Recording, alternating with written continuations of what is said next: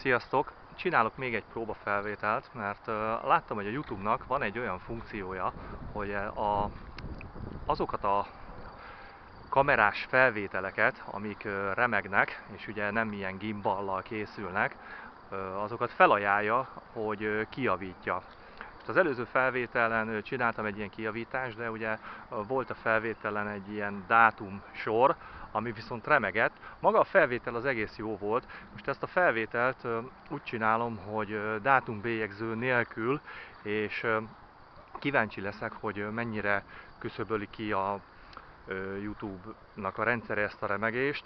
Hát, hogyha nagyon jól kiküszöböli, akkor úgy gondolom, hogy teljesen jó, mert természetesen egy ilyen olcsó kamerához egyáltalán nem szeretnék gimbalt venni, különböző ilyen gyroszkópos technikákat. Egyszerűen csak, na, kíváncsi vagyok és kész.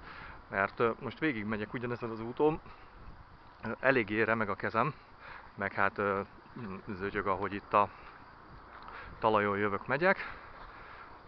Nem is nagyon szaporítom tovább a szót, ennyi felvétel elégnek kellett már, hogy legyen ahhoz, hogy ezeket a különböző kézremegéses dolgokat javítsuk. Na, akkor csá!